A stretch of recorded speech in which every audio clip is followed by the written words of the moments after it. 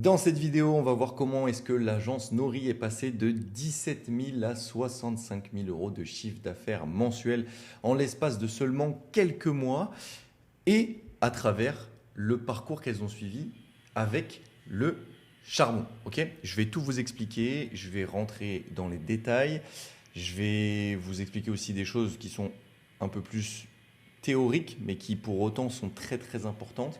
Mais je vais aussi rentrer quand même, comme je le disais, beaucoup dans les détails opérationnels et techniques. Le but de cette vidéo, c'est très simple, c'est que tu puisses prendre le travail qu'on a fait sur leur agence pour potentiellement l'appliquer dans la tienne. Et puis, je pense que ça t'en fera le plus grand bien. Ok? Donc, si tu ne sais pas qui est l'agence Nori, je me suis mis sur leur site internet juste ici pour que tu ailles checker. C'est une boîte qui fait principalement du site internet. Elles ont un gros background en UI, UX aussi, donc elles peuvent faire du produit, mais elles font principalement des sites internet. Ça fait partie aussi du repositionnement, on va en parler juste après, qu'on a entamé avec elles. C'est une agence qui fait du super travail et ils ont beaucoup de qualité au niveau du service, donc c'est clair que ça a aidé et que c'est aussi une raison pour laquelle elles ont eu cette croissance-là. Donc voilà, elles sont pas mal axées aussi branding et identité visuelle parce que bah, tu le vois, hein, c'est quand même pas mal. D'ailleurs, c'est l'agence qui a refait le site internet du charbon. Voilà, petite anecdote. Pauline ici et Mélina juste ici si tu veux aller checker ce qu'elles font. Voilà, donc cette histoire, entre guillemets, c'est la leur et on est parti. Donc le contexte est très simple, hein, juste pour te mettre un peu dans le contexte. Janvier 2025, Pauline et Mélina rejoignent le charbon. À ce moment-là, donc en janvier, elles font 17 000 euros de chiffre d'affaires. Avant ça, elles font une année où elles font 300 000 euros de chiffre d'affaires. Sauf que depuis novembre, décembre de l'année dernière, du coup, elles sentaient que ça dégringolait, elles avaient pris de mauvaises décisions et elles arrivent en janvier où elles font 17 000 euros de chiffre d'affaires alors qu'elles étaient habituées à faire des mois un peu plus proches des 30 000 euros l'année d'avant. Et on va en parler juste après. Ça a été suite à certaines décisions qu'elles ont prises qui ne sont pas révélées bonnes. Ok. 6 mois plus tard, donc en juillet dernier, ça fait quelques mois maintenant, elles franchissent la barre des 65 000 euros de chiffre d'affaires mensuel. Et ce qui est intéressant dans ce use case, c'est qu'elles n'ont pas ajouté des choses. Tu vois, on nous dit beaucoup, oui, pour croître ton agence, il faut ajouter telle méthode, telle technique, etc. Non, elles ont arrêté d'en faire certaines et elles ont repris certaines choses qu'elles avaient délaissées. Donc en fait, elles n'ont rien rajouté, elles ont juste changé de priorité et c'est ce qui explique cette croissance fulgurante. Ok. Voici ce qui s'est passé et ça après je prendrai un petit miro pour vous expliquer notamment par rapport à la manière dont on a construit les offres. Ok, donc il y a 6 points, il me semble, dans cette vidéo-là. Et ces 6 points expliquent la problématique qu'avait Nori, comment est-ce qu'on l'a résolue. Je vais vous expliquer ça un peu plus en profondeur. Le premier point, c'était la productisation à outrance. En fait, fin d'année, avant de rejoindre le charbon, donc dans les 2-3 mois où ça dégringolait, Nori s'était engagé un peu sur la mauvaise voie. Ils voulaient rendre leur agence scalable en créant des packs, des prix bas et des process ultra standardisés. Sauf que ce que ça a fait, c'est que leur offre a perdu en valeur, en cohérence et en impact. Elles se sont fait un peu avoir, entre guillemets, avec des grands guillemets, par la productisation et elles ont cru que productiser, standardiser, mettre un max d'énergie sur les process allait leur permettre de scaler alors que franchement c'est une mauvaise décision dans le sens où scaler c'est avant tout faire plus de chiffre d'affaires et lorsqu'on se reconcentre trop et d'ailleurs on le verra après sur les process internes juste ici, et ben malheureusement on en oublie la partie acquisition. Et ça a été un des premiers gros pivots de la boîte. Donc en fait, ce qu'on a fait, parce que là, les offres en avaient pris un coup, elles étaient trop standardisées, ça faisait trop produit, ça faisait moins premium et les prix étaient tirés vers le bas, c'est qu'on a fait une reconstruction totale des offres. Ok. On a repensé ça comme des Lego modulaires, c'est-à-dire qu'il y a une base simple qui est le site internet et autour de cette base, elles vont pouvoir venir ajouter des Legos. Je vais vous montrer juste après un petit schéma, ça va être plus simple. On a repositionné la boîte en tant qu'agence premium, ok. On est passé de ce qu'elles étaient en train de faire, c'est-à-dire une logique de service accessible, un peu standardisé, productisé, à une image d'agence experte et haut de gamme. Et en vérité, quand tu vois le site internet et quand tu vois leur positionnement, tu ressens quand même que là, on n'est pas face à une agence productisée, on est face à une agence premium. Ah, voilà, il y a ma grosse tête là d'ailleurs, ça doit être mon témoignage ça.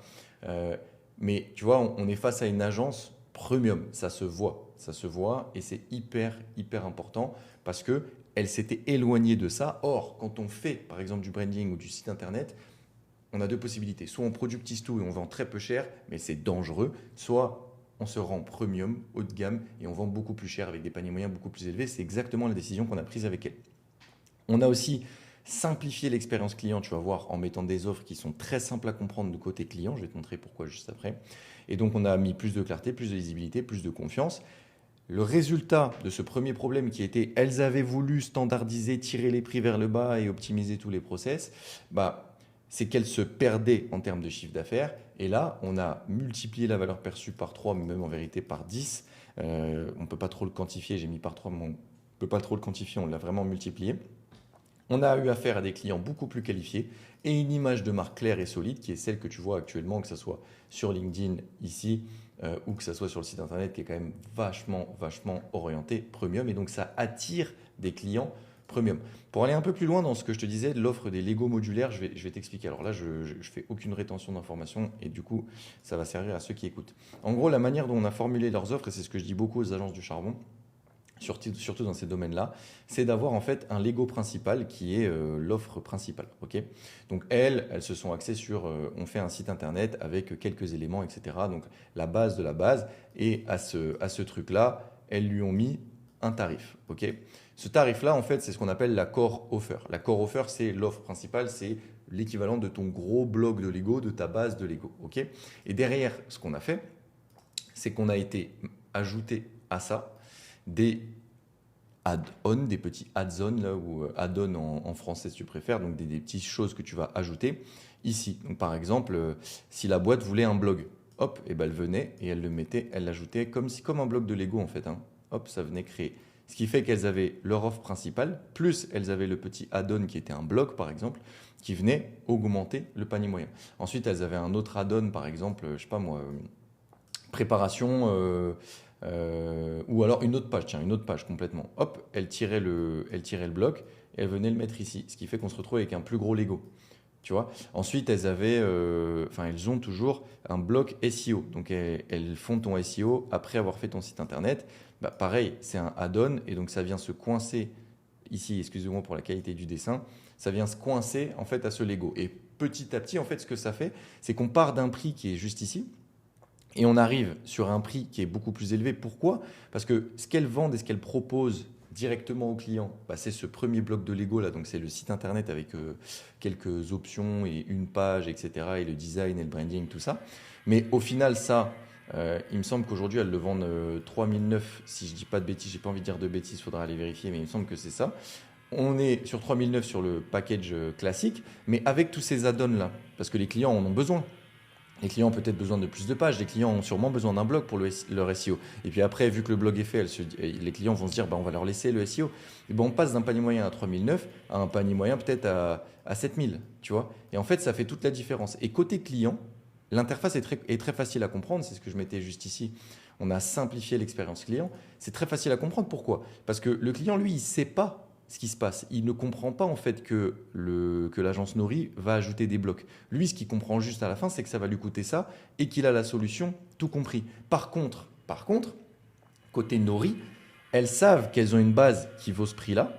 Okay, elles savent que chacun des add-ons a un tarif parce qu'il a été fixé à l'avance, ce tarif. Et donc pour elles, c'est hyper simple de venir tirer les add-ons, de les mettre sur le Lego principal et ensuite de trouver un tarif final. Et donc le client ne voit pas en fait tout ce processus et il a l'impression d'avoir une offre extrêmement personnalisée, ce qui est le cas, mais ce qui au final pour l'agence Nori n'est pas vraiment le cas puisque elles ont préparé leur process pour cette offre-là, elles ont préparé leur process pour cet add-on-là, elles ont préparé leur process pour la core offer, elles ont préparé leur process pour celui-là. Et donc, ça fait toute la différence. Je remets le focus parce que j'ai l'impression que j'étais flou. Mais voilà l'explication sur les offres. Je pense que c'était important de vous l'expliquer. Et ça, c'est quelque chose que je propose et que je conseille beaucoup aux agences du charbon aussi. On va passer un peu plus vite maintenant sur les prochain point, mais celui-là, c'était le point principal. C'est la première chose qu'on a revue ensemble. Et ce repositionnement plus la manière d'amener les offres comme ça a tout changé pour elle. Le deuxième point, j'en ai déjà un peu parlé, c'est l'obsession des process internes. En fait, elle pensait que pour scaler, il fallait d'abord tout documenter, tout structurer, tout processer. Et c'est encore une fois ce piège que représente la productisation des agences dans lequel elles sont tombées, qui leur a fait croire que passer plus de temps à organiser l'interne, à vérifier que tout se passait bien en interne et que les process étaient huilés, que tout était beau et que la delivery était cool, allait leur faire vendre plus. La vérité, c'est que c'est un peu un écran de fumée, c'est ce que j'essaie de conseiller aussi aux agences du charbon. Arrêtez d'être obnubilé par on va faire des process de fou, ça va être magnifique, ça va être parfait, parce qu'en fait, il n'y a aucune boîte de service qui a des process parfaits, ça n'existe pas, tout simplement parce que ça bouge beaucoup trop vite. Quand on croit, quand on décroît, quoi qu'il arrive, ça bouge, il y a des gens qui s'en vont, il y a des gens qui arrivent, c'est un métier d'humain avant tout, et même si tu as les meilleurs process de la Terre, ce qui n'est d'ailleurs pas le cas, parce que c'est impossible, tu devras bouger ces process. Donc elles étaient omnubilées par il faut que nos process soient parfaits, sauf que du coup, elles passaient plus de temps à organiser et à se voiler la face, entre guillemets, plutôt qu'à aller chercher du business pour scaler. Et donc l'explication de pourquoi leur chiffre d'affaires baissait était tout simplement liée à ça. Encore une fois, l'obsession des process internes, de la productisation. Donc qu'est-ce qu'on a fait nous en réponse à ça? On a arrêté complètement de travailler justement sur les process internes et on s'est focus totalement sur la croissance. J'ai complètement essayé de changer leur état d'esprit, mais aussi leur emploi du temps sur OK, comment est-ce que maintenant on va chercher plus de business? Le repositionnement en fait partie par exemple. On s'est recentré au max du max sur l'acquisition. On a fait des retours terrain, donc on a pris beaucoup d'informations de ce qui s'est passé. On a relancé la prospection et on a relancé la partie commerciale, on va en parler un peu plus après. Et on a essayé aussi de simplifier le delivery, donc elles n'ont rien changé en vérité. Nous, le charbon, on n'a pas changé drastiquement leur delivery parce que ça reste elles les expertes de leur sujet. Par contre, on leur a demandé d'écouter les clients, de simplifier ce qui se passait, et notamment avec ces offres-là. Bon, mon schéma ne ressemble plus à rien maintenant, mais vous l'avez compris quand je le détaillais. Ça devait normalement simplifier le delivery et arrêter justement de complexifier en fait ces process. Donc c'est ce qu'elles ont très bien fait. Nous, on n'a pas eu d'impact là-dessus. Par contre, on leur a dit quoi faire et elles l'ont fait derrière. Et ça a très bien marché puisque ça leur a libéré entre guillemets la charge mentale que représentaient les process. Et derrière, ça leur a permis de se réorienter vers l'acquisition, comme je disais. Donc là, ce qui s'est passé, une fois qu'on a fait ce repositionnement, donc là, il est plus théorique, c'est ce que je disais, il y a des parties un peu plus théoriques. Elles ont regagné de la vitesse, elles ont signé beaucoup plus vite parce qu'elles se sont recentrées sur l'acquisition et elles ont amélioré leur process petit à petit grâce au réel, c'est-à-dire grâce au retour de leurs clients, grâce au retour de leurs prospects et non pas grâce à des théories de standardisation des agences, machin, etc. qui veulent tout et rien dire. Ok. Le troisième point et la troisième chose qu'on a mis en place, mais qui leur posait problème de base, c'est qu'elles négligeaient la partie commerciale. Et ça a été un gros point. Et c'est d'ailleurs le cas de beaucoup d'agences. Par exemple, avec le charbon, on met un point d'honneur à coacher les agences commercialement. Parce que ce qu'on se rend compte, c'est qu'il y a beaucoup d'agences qui, sont très talentueuses techniquement, mais ne sont pas fortes commercialement. Et deux, évitent le commercial parce que ça leur fait peur ou parce que ça les met dans des zones qui ne sont pas des zones de confort. Or, quand on est expert de notre sujet, dans le cas de Pauline et Mélina, encore une fois, c'est des cracks dans ce qu'elles font. Il y a très peu de gens qui sont plus fortes qu'elles, je pense, en France dans ce qu'elles font. Par contre, commercialement, vu qu'elles ne le travaillaient pas, vu que commercialement, elles ne sont pas dans leur zone de confort, et ça a créé des problèmes. Quand on les a récupérées, on avait un taux de closing qui était très bas. Et ça se passait bien, c'est-à-dire c'est Pauline qui s'en occupait, ça se passait bien, mais c'était pas non plus une sales dans l'âme. Et donc moi, mon objectif principal, c'était de lui expliquer qu'en fait, la négligence commerciale et penser que le commercial, c'était une discussion entre deux personnes, ce qui est vrai, mais ce n'est pas que ça, c'est une erreur, surtout en tant qu'expert, puisque ce qui se passe, c'est que oui, tu crées du lien avec le prospect, mais tu ne vends pas, et donc tu mets en péril la croissance de ta boîte. Donc on a complètement changé ça. Elles avaient un cycle de vente qui était interminable, avec DR1, DR2, DR3, DR4, DR12, tu vois. Le closing était faible et il y avait une question de posture, comme je te l'ai dit, où en fait on avait Pauline qui est quelqu'un d'extrêmement bien en tant que personne et gentille. Du coup, elle faisait un peu la conversation, etc. Mais elle oubliait de vendre. J'ai eu l'occasion de record des calls de vente, etc. Elle oubliait de vendre et c'est absolument pas la seule. 90% des agences du charbon, c'est ça. On est tous passionnés de ce qu'on fait, etc. Sauf qu'on oublie de vendre. Mais au final, ce qui fait qu'on accélère, c'est qu'on vend. Du coup, on a tout refait. On a refait l'intégralité du process commercial avec un sales pitch, avec bien évidemment la continuité des offres qu'elles avaient refaites, avec des arguments clairs, avec un pricing qui est beaucoup plus facile à comprendre. Tu vois, quand tu présentes ça à un client, que toi, dans ta tête, tu fais tout ce schéma, mais que le client, lui, il comprend que le prix final et il voit qu'il a littéralement tout ce qu'il veut, et c'est beaucoup plus facile parce que tu es en capacité d'annoncer le prix en R1.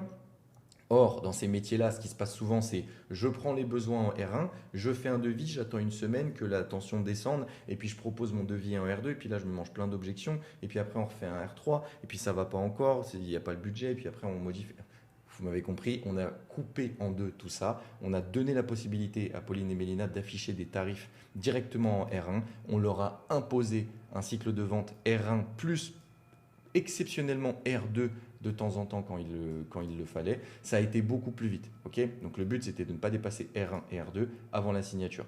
Je les ai coachés aussi directement sur les appels de vente. Changement de posture, ça a été, on n'est plus là pour discuter avec nos prospects, on est là pour dire, nous sommes les experts de ce sujet-là, vous avez besoin d'une refonte, vous avez besoin d'un site internet qui correspond à vos ambitions, ce qui n'est pas le cas actuellement. Nous sommes les bonnes personnes pour le faire. C'est une chance pour vous d'être en call avec nous. On a inversé ça et on a transformé Pauline en sales. Et aujourd'hui, elle est très très forte.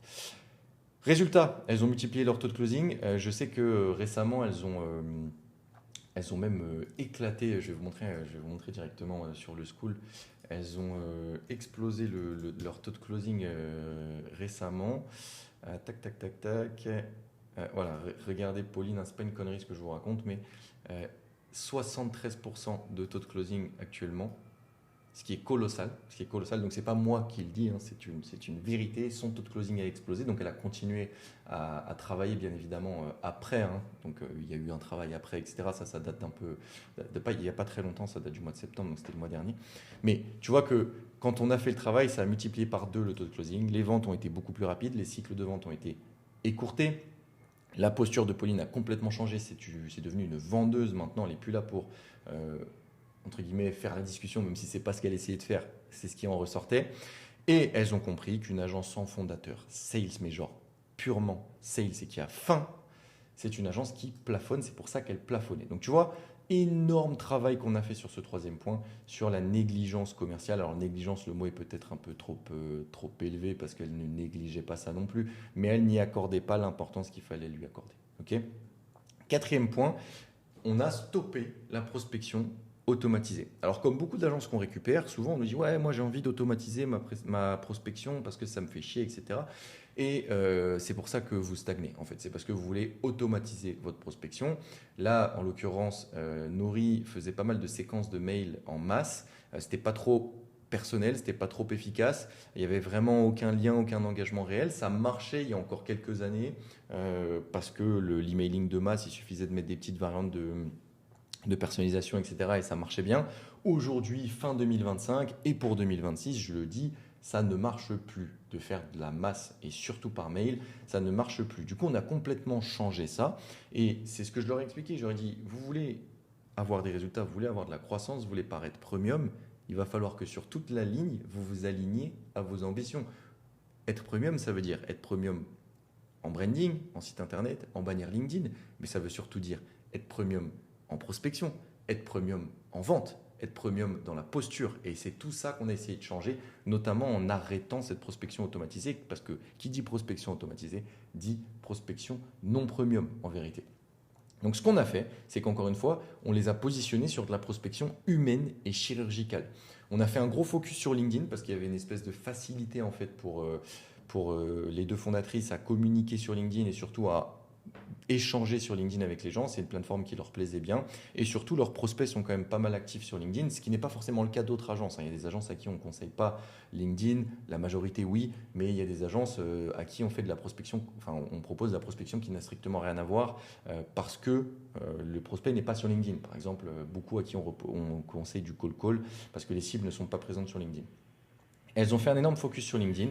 On a fait de la personnalisation, on a fait de l'ultra personnalisation, on a fait du cas par cas, on a traqué tout ça avec discipline, rigueur et régularité. Tous les jours, il y avait de la prospection qui était faite sur LinkedIn. Et la réalité, donc ce qui s'est passé après, c'est qu'on a complètement changé de ultra masse à ultra personnalisé. On a eu beaucoup moins de volume, mais on a eu beaucoup plus de prospects et de clients sérieux. Et elles ont remplacé le spam par la précision et c'est ça qui a tout changé. Et donc elles sont revenues à une approche de prospection à la main qui a littéralement tout changé pour elles. Ok ?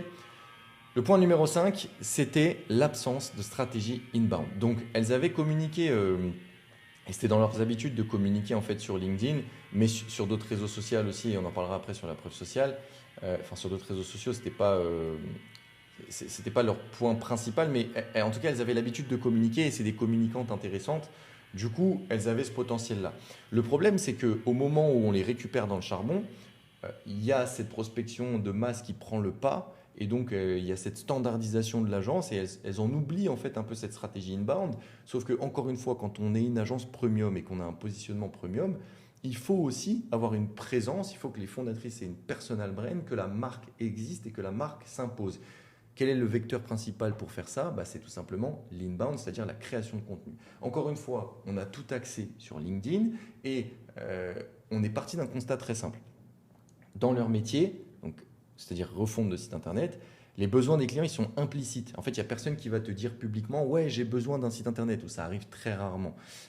Par contre, les gens l'ont dans la tête. Et donc, c'est très compliqué pour elles d'avoir ce qu'on appelle des signaux, des déclencheurs de prospection. Donc, c'est compliqué pour une boîte qui fait du site internet ou du produit, par exemple, ou du design, de dire putain, lui, je sais qu'il a besoin d'un site. C'est compliqué, en fait, de dire ça, parce que c'est dans la tête du prospect. Donc, en fait, ce qu'on s'est dit, c'est que si on avait une omniprésence publique, personal branding, mais aussi de marque avec Nori sur LinkedIn, il y a un moment donné, on va devenir ce qu'on appelle top of mind, c'est-à-dire que quand une personne aura vu notre contenu des dizaines et des dizaines de fois, il trouve ça intéressant, il comprend notre positionnement, etc., et il y adhère, et qu'un jour il a besoin de refaire son site internet, elles seront les premières top of mind à qui ces personnes-là vont penser. Donc en fait, la création de contenu inbound nous a permis de contourner le fait que les déclencheurs de leurs prospects soient implicites, qu'on ne les voit pas vraiment. Et ça a super bien marché.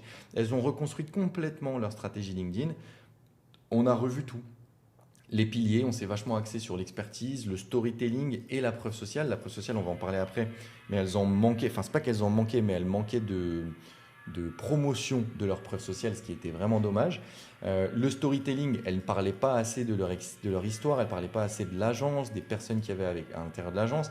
Et l'expertise non plus, elles n'en parlaient pas assez, puisque elles ont des compétences qui sont très très très profondes dans leur métier, mais on ne le voyait pas à travers leur contenu. Et donc on a revu toute leur strate de piliers de contenu, enfin elles l'ont fait, nous on leur a proposé le socle. Et derrière, ça a déroulé. La réalité aujourd'hui, c'est qu'il y a une production régulière et cohérente de contenu. Nori est devenu visible, crédible et reconnu aujourd'hui. Ils sont vraiment top of mind.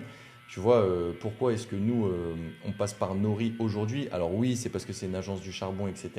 Mais c'est aussi parce qu'elles sont top of mind de nos besoins. C'est-à-dire que le jour où on a eu besoin de refaire le site internet, elles sont arrivées en premier parmi d'autres agences aussi qu'on a dans le charbon, dans notre tête pour refaire le site internet et puis on a fini par passer par elle. Voilà.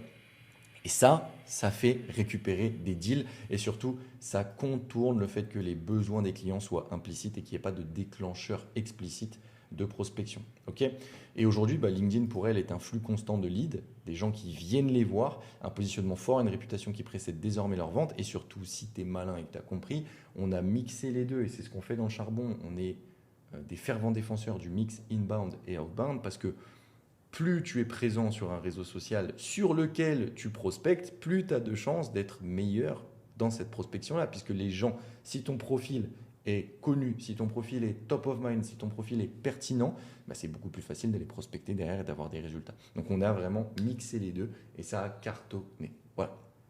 Et dernier point qui n'est pas des moindres, on a arrêter d'oublier la preuve sociale. Okay, c'est une agence qui a énormément de use case, c'est une agence qui a énormément de belles choses à présenter, mais qui ne le collectait pas, ou alors c'était un peu dispersé, c'était pas bien organisé, etc. Alors on a complètement fait table rase de tout ça. Aujourd'hui, elle publie énormément. Tu vois, leur site internet, il y a beaucoup de preuves sociales. Sur LinkedIn, tu as regardé leur LinkedIn aussi, il y a énormément de preuves sociales qui est propulsée. Encore une fois, dans nos métiers de service, c'est hyper important d'avoir de la preuve sociale, mais surtout de la collecter et d'en faire quelque chose de cool. Donc, ce qu'elles ont fait sur nos conseils, bien évidemment, c'est créer une base de données de preuve sociale. Chaque client, chaque manière de délivrer, etc., a été documenté avec des formats différents, etc. Et on en a testé plusieurs. D'ailleurs, c'était assez marrant parce que derrière, elles ont pu s'en servir aussi pour de la prospection, par exemple. Mais elles ont carrément pris le réflexe et c'est devenu systématique, en fait, de récupérer des use cases et de les promouvoir en masse, que ce soit sur LinkedIn, que ce soit sur le site internet, que ce soit lors de leur prospection, que ce soit lors de leur cycle de vente. On a essayé de leur inculquer un maximum cette culture de la preuve sociale et d'en faire un pilier en fait de leur boîte parce qu'aujourd'hui, sur un secteur d'activité qui est déjà très concurrentiel, ce qui va faire qu'elles se voilà, qu'elle se détache en fait, c'est oui le positionnement, mais c'est surtout la preuve sociale. Ok, et donc, elles ont valorisé chaque résultat et elles l'ont transformé en outil marketing. Aujourd'hui, elles publient, comme je disais, beaucoup sur LinkedIn leur use case. Leur site internet est plein de use case aussi et de formats différents. Elles varient les formats et c'est ça aussi qu'on apprend beaucoup à nos agences dans le charbon. Une étude de cas peut avoir des dizaines de formats et peut représenter du coup des dizaines de pièces de contenu et il ne faut pas s'en priver. Ok ? Petit point sur ce qu'on a fait parce que là, je t'ai expliqué les 6 points sur l'agence Nori qu'on a repris. Alors, il y a eu plein d'autres choses, etc. Mais c'est les 6 gros piliers et tu as vu un peu de la manière dont on a retourné un peu leurs problématiques. Et pour t'expliquer un peu plus en profondeur comment est-ce qu'on fait ça, parce que je pense que c'est important. En fait, quand on prend une agence dans le charbon, on structure toujours notre pédagogie et nos missions et notre accompagnement autour d'un triptyque simple, tu vois. Pilier pilotage, pilier delivery, pilier acquisition. Donc pilotage, ça va être l'organisation, les finances, la vision, etc., l'emploi du temps du fondateur, tout ça. Le delivery, c'est la satisfaction client, tout ce qui va être offre, LTV, qualité d'exécution, etc. Et l'acquisition, ça va être la création de contenu, ça va être la prospection et ça va être aussi la partie vente. Ok ? Et ça, c'est ce qu'on fait pour littéralement toutes nos agences. On fait un audit en fait basé sur ces 3 piliers-là qui sont le cycle de vie d'une agence, qui sont le triptyque pédagogique du charbon. Et dans le cas de Nori, en fait, on a fait cet audit-là et on s'est rendu compte que le pilotage était déjà solide dès leur arrivée. Il manquait quelques outils de tracking, etc. Mais voilà, à part ça, ça allait. C'était pas là le plus gros pain point. Donc, on n'a pas passé énormément de temps dessus.